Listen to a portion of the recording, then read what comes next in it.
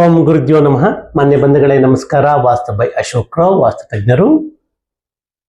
ಈ ದಿನದ ವಿಶೇಷ ಸಂಚಿಕೆ ದಿಕ್ಕುಗಳ ಗುಣ ವಿಶೇಷತೆ ಅಂತ ನಾವು ಹೇಳ್ತೀವಿ. ಅಷ್ಟ ದಿಕ್ಕುಗಳ ಗುಣ ವಿಶೇಷತೆ ಹೇಗೆ ನಮ್ಮ ಒಂದು ನಿವೇಶನಕ್ಕೆ ಅಥವಾ ಈ ಬ್ರಹ್ಮಾಂಡಕ್ಕೆ 18 ದಿಕ್ಕುಗಳಿದೆ.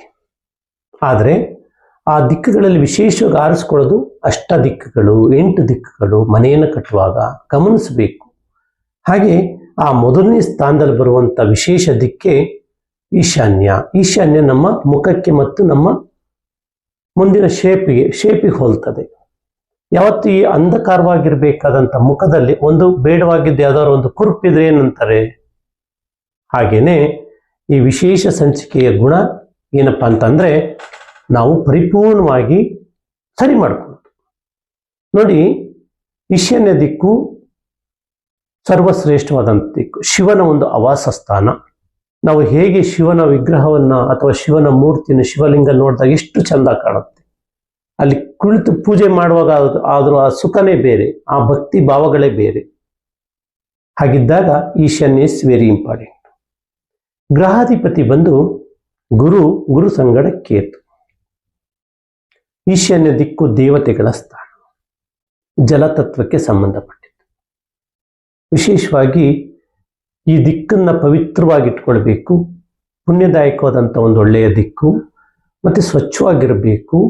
ಮತ್ತೆ ಬೆಳಗಿನ ನಮ್ಮ ಒಂದು ಉದಯಿಸುವಂತಹ ಸೂರ್ಯನ ಬೆಳಕು ಏನಿದೆಯಲ್ಲ, ಆ ಮನೆ ಒಳಗಡೆ ಪ್ರವೇಶ ಆದಾಗ ಮನೆಯಲ್ಲಿರುವಂಥ ಯಾವ್ದಾದ್ರು ನೆಗೆಟಿವ್ ಒಂದು ಬ್ಯಾಕ್ಟೀರಿಯಾಸ್ಗಳಿದ್ರೆ ಅಥವಾ ಮನೆಯೊಳಗಡೆ ಯಾಕೆಂದ್ರೆ ನಾವು ಮನೆಯಲ್ಲಿ ಉಸಿರಾಡ್ತೀವಿ, ನಮ್ಮ ದೇಹದಲ್ಲಿ ಅನೇಕ ರೀತಿಯ ಬೇಡವಾದ ಕೆಮಿಕಲ್ ರಿಲೀಸ್ ಆಗಿರ್ತದೆ. ಯೋಚನೆ ಮಾಡುವಾಗ ಮನೆಯಲ್ಲಿ ಒಂದು ರೀತಿಯ ನಕಾರಾತ್ಮಕತೆ ತುಂಬಿರ್ತದೆ. ಆ ಸೂರ್ಯನ ಬಿಸಿಲು, ಬೆಳಗಿನ ಜಾವ ಬಿಸಿಲು ಆ ಮನೆಯೊಳಗಡೆ ಪ್ರವೇಶ ಆದಾಗ ಅಲ್ಲಿರುವಂಥ ಎಲ್ಲ ಆ ನೆಗೆಟಿವ್ ಬ್ಯಾಕ್ಟೀರಿಯಾಗಳು ಸುಟ್ಟು ಬರ್ನ್ ಆಗುತ್ತೆ. ಹಾಗಾಗಿ ಸೂರ್ಯನ ಕಿರಣ ಆ ಮನೆಗಳ ಮೇಲೆ ಬೀಳಬೇಕು. ಹಿಂದಿನ ಕಾಲದಲ್ಲಿ ಹಂಚಿನ ಮನೆ ಮಾಡ್ತಾ ಇದ್ರು. ಬೆಳಗಿನ ಸೂರ್ಯನ ಕಿರಣನೂ ಬೀಳೋದು, ಜೊತೆಯಲ್ಲಿ ಮಧ್ಯಾಹ್ನದ ಬಿಸಿಲು ಆ ಹಂಚಿನ ಮೇಲೆ ಬಿದ್ದು ಅಲ್ಲಿ ಗ್ಲಾಸ್ ತರ ಮಾಡ್ತಾ ಇದ್ರು. ಹಿಂದೆ ಹಂಚಿನ ಕೇಳಿದ್ರಿ, ನಾಟಿ ಹಂಚಿನ ಮನೆಗೂ ಸಹ ಇರ್ತಾ ಇತ್ತು. ಯಾಕೆಂದ್ರೆ ನಾವೆಲ್ಲ ನಾಟಿ ಹಂಚು, ಹುಲ್ಲಿನ ಮನೆ, ಮಂಗಳೂರು ಹಂಚು ಅಂತ ಹೇಳಿ ಅವರಲ್ಲೆಲ್ಲ ಬೆಳೆದು ಬಂದಿದ್ದೀವಿ, ಗೊತ್ತು ನಮ್ಗೆ, ಯಾಕೆಂದ್ರೆ ನಾವು ಹಳ್ಳಿಯವರು. ಆಗ ಸೂರ್ಯನ ಇದು ಬೀಳ್ತಾ ಇತ್ತು ಆ ಮನೆ ಮೇಲೆ, ಆ ಒಳಗಡೆ ಪ್ರವೇಶ ಆಗ್ತಾ ಇತ್ತು. ಎಂಥ ಸುಖ, ಏನು ನೆಮ್ಮದಿ, ಯಾವುದೇ ಬೇಡವಾಗಿದ್ದ ಅನಾರೋಗ್ಯ ಬರ್ತಿರ್ಲಿಲ್ಲ. ಆದ್ರೆ ಕಾಯಿಲೆ ಬರ್ತಿತ್ತು, ಚಳಿ, ಜ್ವರ, ಶೀತ, ಅಂದ್ರೆ ಋತುಮಾನಗಳಿಗೆ ಅನುಗುಣವಾಗಿ ಕಾಯಿಲೆ ಬರ್ತಿತ್ತು. ಆದ್ರೆ ಮಹಾಮಾರಿ ಅಂತ ಕಾಯಿಲೆಗಳು, ಜೀವನದಲ್ಲಿ ವಾಸನೆ ಆಗಲ್ಲ ಅಂತ ಕಾಯಿಲೆಗಳು ಕಡಿಮೆ ಇತ್ತು ಹಿಂದೆ. ಯಾಕೆಂದ್ರೆ ಹಿಂದೆ ಮನೆ ಕಟ್ಟುವಾಗ ಅವರವರ ಜಮೀನಲ್ಲಿ, ಅವರವರ ಊರಿನಲ್ಲಿ, ದೊಡ್ಡ ದೊಡ್ಡ ನಿವೇಶನದಲ್ಲಿ ಸುತ್ತ ತಂತಿ ಬೇಲಿ ಹಾಕೋರು ಅಥವಾ ಬೇಲಿ ಕಟ್ಟೋರು, ಅಂದ್ರೆ ಮುಳ್ಳಿನ ಬೇಲಿಗಳು ಕಟ್ತಾ ಇದ್ರು. ಕಾಂಪೌಂಡ್ ಏನು ಹಾಕ್ತಾ ಇರಲಿಲ್ಲ ಅಂತ ಕಾಲದಲ್ಲಿ. ಕಾಂಪೌಂಡ್ ಇರಲಿಲ್ಲ, ನೀವು ಗಮನಿಸಬೇಕಾದ್ರೆ. ಕಟಿಂಗ್ಸ್ ಗಿಡ ಅಂತ ಬರ್ತೀವಿ, ಅದು ಕಟ್ ಮಾಡಿ ಒಂದಕ್ಕೊಂದು ಕ್ರಾಸ್ ಪೋಲ್ ಮಾಡಿ ನಡ್ತಾ ಇದ್ರು. ತುಂಬಾ ಚೆನ್ನಾಗಿ ಬರ್ತಾ ಇತ್ತು, ಸಮೃದ್ಧಿಯಾಗಿದ್ರು. ಆದ್ರೂ ಅಲ್ಲೂ ಸಹ ಎಡವಟ್ಟು ಆಗ್ತಾ ಇತ್ತು. ಕೆಲವರು ನೈಋತ್ಯದಲ್ಲಿ ಬಾವಿ ತೆಗಿತಾ ಇದ್ರು, ಕೆಲವರು ಆಗ್ನೇಯದಲ್ಲಿ ತೆಗಿತಿದ್ರು, ಕೆಲವರು ವಾಯುದಲ್ಲಿ ತೆಗಿತಿದ್ರು. ಆಗ ಈ ಶಾಸ್ತ್ರ ಅಷ್ಟು ಮುಂದುವರೆದಿರ್ಲಿ. ಯಾಕೆಂದ್ರೆ ಶಾಸ್ತ್ರವನ್ನ ಗೌಪ್ಯವಾಗಿಡ್ಲಿಕ್ಕಾಗಿತ್ತು. ಯಾಕೆಂದ್ರೆ ಈ ಶಾಸ್ತ್ರ ಯಾರು ಬಳಸ್ತಾ ಇದ್ರು? ರಾಜ ಮಹಾರಾಜರು, ದೊಡ್ಡ ದೊಡ್ಡ ಒಂದು ದೇಶವನ್ನು ಆಳ್ತಿದ್ದಂಥವ್ರು. ಹಿಂದೆಲ್ಲ ರಾಜರೇ ತಾನೇ ಆಳ್ತಾ ಇದ್ದಿದ್ದು. ಆ ಆಸ್ಥಾನಕ್ಕೆ ಒಬ್ರು ಪೌರೋಹಿತ್ಗೆ ವಹಿಸುವಂಥವ್ರು ಇರ್ತಾ ಇದ್ರು. ಪೌರತ್ವವನ್ನು ವಹಿಸಿ ಶಾಸ್ತ್ರ ನೋಡ್ಲಿಕ್ಕೆ ಒಬ್ರು, ಪೂಜೆ ಮಾಡ್ಲಿಕ್ಕೆ ಒಬ್ರು, ಗಣಕೂಟಗಳನ್ನು, ಗ್ರಹಾಧಿಪತಿಗಳನ್ನ ಬಗ್ಗೆ ತಿಳಿಸ್ಕೊಡ್ಲಿಕ್ಕೆ ಒಬ್ಬೊಬ್ರು ಮಹನೀಯರು ಇರ್ತಾ ಇದ್ರು. ಆದ್ರೆ ಅದು ಆ ಒಂದು ಅವರಿಗೆ ಮಾತ್ರ ಸೀಮಿತ ಆಗಿ ನಾವೆಲ್ಲ ಅಲ್ಲಿ ಕೂಲಿಯಾಳೆ ಆಗಿರ್ತಾ ಇದ್ವಿ. ಅಂದ್ರೆ ನಾವು ಬ್ರಿಟಿಷರ ಕೈ ಕೆಳಗೆ ಹೇಗೆ ನಮ್ಮ ದೇಶದ ಸ್ವಾತಂತ್ರ್ಯ ಕಿತ್ಕೊಂಡಿದ್ರಲ್ಲ, ಹಾಗೇನೆ ಇದು ನಮ್ಮ ಸ್ವಾತಂತ್ರ್ಯ ಕಿತ್ಕೊಂಡಿದ್ರು. ಈಗ ಅದನ್ನ ನಾವು ಪಡ್ಕೊಳ್ಳಿಕ್ಕೆ ಹಕ್ಕುದಾರರು, ಅರ್ಹರು. ಹಾಗಾಗಿ ಈ ಶಾಸ್ತ್ರವನ್ನು ನಾವು ಹೇಳಬೇಕು. ಹಾಗಿದ್ದಾಗ ಆ ದೇವತಾನುಗ್ರಹ ಜಾಸ್ತಿ ಇರ್ತದೆ, ಗಂಡು ಸಂತಾನ ಯಶೋಭಿವೃದ್ಧಿ ಆಗುತ್ತೆ, ಕಷ್ಟ ಕಾರ್ಪಣ್ಯಗಳನ್ನ ನಿಭಾಯಿಸುವಂತ ಶಕ್ತಿ ನಮಗೆ ಸಿಗುತ್ತದೆ. ಯಾವಾಗ್ಲೂ ಈ ಭೂಗತ ನೀರಿನಲ್ಲಿ ತೊಟ್ಟಿ ಮನೆ ಒಳಗಡೆನೂ ಬರಬಾರ್ದು, ಟ್ಯಾಂಕು ಮನೆಯಿಂದ ಆಚೆಗೆ ಹೋಗ್ಬಾರ್ದು, ನಮ್ಮ ಬಿಟ್ಟು ಕಾಂಪೌಂಡ್ ಬಿಟ್ಟು ಆಚೆಗೆ ಹೋಗ್ಬಾರ್ದು. ಹಾಗಿದ್ದಾಗ ಈಶಾನ್ಯದಲ್ಲಿ ಸ್ವಲ್ಪ ನೈಋತ್ಯಕ್ಕಿಂತಲೂ ಹೆಚ್ಚು ಜಾಗವನ್ನು ಬಿಟ್ಕೊಳ್ಬೇಕು. ಮತ್ತೆ ಇದು ಯಾವಾಗಲೂ ಈ ಜಾಗ ಬಹಳ ಗಾಳಿ ಮತ್ತೆ ಬೆಳಕು ಆಹ್ವಾನ ಮಾಡುವ ರೀತಿಯಲ್ಲಿ ಇರಬೇಕು. ಹಾಗಿದ್ದಾಗ ಮಾತ್ರ ಈ ಈಶಾನ್ಯದಲ್ಲಿ ಶಕ್ತಿ ಜಾಸ್ತಿ ಆಗುತ್ತೆ. ಹಾಗೆ ಮತ್ತೆ ಇನ್ನೊಂದೇನು ವಿಶೇಷತೆ ಇದರಲ್ಲಿ ಅಂತ ಹೇಳಿದ್ರೆ, ಹಣ, ಐಶ್ವರ್ಯ, ಆರೋಗ್ಯ, ಆಯುಷ್ಯು, ಪುತ್ರ ಸಂತಾನ, ವಂಶಾಭಿವೃದ್ಧಿ ಮತ್ತೆ ಇದನ್ನು ವಿಶೇಷವಾದಂಥ ಜ್ಞಾನವನ್ನು ಕೊಡುವಂಥ ದಿಕ್ಕೇ ಈಶಾನ್ಯ ದಿಕ್ಕು. ಈ ಈಶಾನ್ಯ ದಿಕ್ಕನ್ನ ಪರಿಪೂರ್ಣವಾಗಿ ವಿಶಾಲವಾದಂಥ ಕಿಟಿಗೆ ಇರಬೇಕು, ವಿಶಾಲವಾದಂಥ ಒಂದು ಉತ್ತಮವಾದಂಥ ಬಂದೋಬಸ್ತ್ ಡೋರ್ ಇರಬೇಕು. ಸೂರ್ಯನ ಬಿಸಿಲು ಒಳಗೆ ಬಿದ್ದಾಗ ಮನೆ ಒಳಗಡೆ ಕೆಲವರು ಏನು ಮಾಡ್ತಾರೆ, ಪರದೆಗಳು ಬಿಟ್ಕೊಬಿಡ್ತಾರೆ. ಬಿಸಿಲು ನಮಗೆ ಬರಲ್ಲ ಅಂತ. ಆ್ಯಕ್ಚುಲಿ ಹಂಗೆ ಮಾಡಬೇಡಿ. ನೋಡಿ, ಸಕ್ಸಸ್ಸು ನಾನು ಹೇಳ್ತಿರ್ತೀನಿ, ಸಕ್ಸಸ್ಸು ಹುಡಿಕೊಂಡು ಬರ್ತಾ ಇರ್ತದೆ. ಅದು ಹಣದ ಸಕ್ಸಸ್ ಇರ್ಬೋದು, ಯಾವುದೇ ಒಂದು ಸಕ್ಸಸ್ ಆಗಲಿ, ನಾವು ಅದಕ್ಕೆ ತಡೆಗೋಡೆ ಹಾಕ್ಬಿಡ್ತೀವಿ. ಆದರೆ ನಮ್ಮೊಳಗೆ ಸೃಷ್ಟಿಯಾಗುತ್ತೆ ನಕಾರಾತ್ಮಕ ಯೋಚನೆಗಳು, ನಮ್ಮಲ್ಲೇ ಸೃಷ್ಟಿಯಾಗುತ್ತೆ ನೆಗೆಟಿವ್. ಆ ನೆಗೆಟಿವ್ ಹೋಗಬೇಕು ಅಂದರೆ ಆ ಅವಕಾಶಗಳು ಬರಲಿಕ್ಕೆ, ಗಾಳಿ ಬೆಳಕು, ಸೂರ್ಯನ ಬಿಸಿಲು ಬರಲಿಕ್ಕೆ, ಚಂದ್ರನ ಒಂದು ತಂಪಾದ ಬೆಳಕು ನಮ್ಮ ಮನೆಯೊಳಗಡಿಕೆ ಬರಲಿಕ್ಕೆ ನಾವು ಅದನ್ನು ಬಿಟ್ಕೊಳ್ಬೇಕು. ಹಾಗಾಗಿ ಈಶಾನ್ಯ ಅನ್ನೋದು ನಮ್ಮ ಮುಖ, ನಮ್ಮ ಕಣ್ಣು, ಕಿವಿ, ಮೂಗು, ಬಾಯಿ, ಇದಕ್ಕೆ ಮೆದುಳಿಗೆ ಸಂಬಂಧಪಟ್ಟಿದ್ದು. ಹಾಗಾಗಿ ಇದನ್ನು ವಿಶೇಷವಾಗಿ ನೋಡ್ಕೊಳ್ಳಿ. ಒಂದು ವೇಳೆ ಈಶಾನ್ಯದಲ್ಲಿ ಲೋಪದೋಷಗಳಾಗಿದ್ರೆ ಬಾತ್ರೂಮ್ ಕಟ್ಟೋದು, ಸ್ನಾನದ ಮನೆ ಕಟ್ಟೋದು, ಈಶಾನ್ಯದಲ್ಲಿ ತಗೊಂಡ ದೇವ್ರ ಮನೆ ಕಟ್ಟೋದು, ಮಕ್ಕಳಿಗೆ ಮಲಗಕ್ಕೆ ಅಂತ ಅಲ್ಲೇ ಒಂದು ಬೆಡ್ರೂಮ್ ಮಾಡಿಬಿಡ್ತಾರೆ ಈಶಾನ್ಯ. ಆಕ್ಚುಲಿ ಈಶಾನ್ಯ ನಾನು ಒಂದು ಬ್ಲಾಕ್ ನೋಡಿದ್ದೆ, ತುಂಬಾ ಸುಂದರವಾದಂಥ ಬ್ಲಾಕ್, ಬಟ್ ಅದನ್ನು ಕೆಡಿಸಿ ಹಾಳು ಮಾಡಿದ್ದಾರೆ. ಹಾಗಿದ್ದಾಗ ಆ ಮನೆಯಲ್ಲಿ ಯಾವಾಗಲೂ ಸಮಸ್ಯೆಗಳು, ಗಂಡು ಸಂತಾನದ ಮೇಲೆ ದೊಡ್ಡ ಹೊಡೆತ ಬೀಳುತ್ತೆ. ಮನೆಯಲ್ಲಿರುವಂಥ ಹೆಣ್ಣು ಮಕ್ಕಳಿಗೆ ಅವಾಗವಾಗ ಅನಾರೋಗ್ಯವನ್ನು ತಪ್ಪಿರ್ತದೆ. ಆ ಮನೆಯಲ್ಲಿ ಗಂಡು ಸಂತಾನ ಇಲ್ಲದೆ ಮುಂದೊಂದು ಹೆಣ್ಣು ಮಕ್ಕಳು ಅದನ್ನು ಅನುಭವಿಸುವಂಥ ಪರಿಸ್ಥಿತಿಗಳಾಗತ್ತೆ. ದಾರಿದ್ರ್ಯ ನಮ್ಮನ್ನು ಕಾಡ್ತಾ ಇರ್ತದೆ.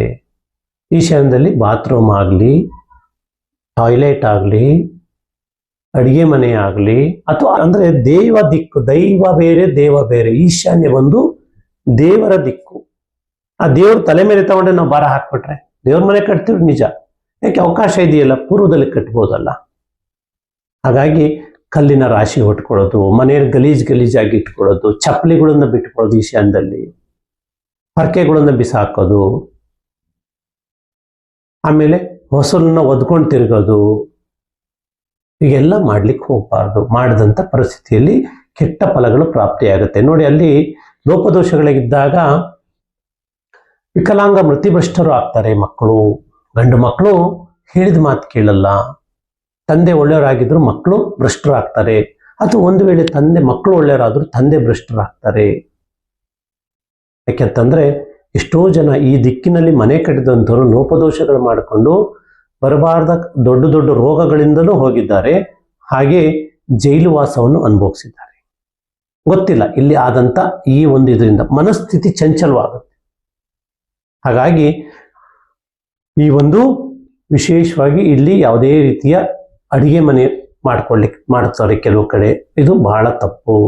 ಧನ ಸಂಪತ್ತಿನಲ್ಲಿ ಶೂನ್ಯ, ಸಂಸಾರದಲ್ಲಿ ಕಷ್ಟ, ಗೃಹದಲ್ಲಿ ಯಾವಾಗಲೂ ಕಲಹ, ಮನೆ ಹೆಣ್ಣು ಮಕ್ಕಳಿಗೆ ನಿರಂತರ ವ್ಯಾಧಿಗಳು, ಮಾನಸಿಕ ಕ್ಲೇಶ, ದುಃಖ ದುಮ್ಮಾನಗಳು. ಹೇಳಬೇಕು ಅಂದರೆ ಈಶಾನ್ಯದಲ್ಲಿ ಇಂಥ ಸಮಸ್ಯೆಗಳಿದ್ದಾಗ ಒಂದು ರೀತಿ ದಿವಾಳಿಯ ಅಂಚಿಗೆ ನಾವು ಹೋಗ್ತೀವಿ, ಸರ್ವನಾಶವಾಗುತ್ತೆ.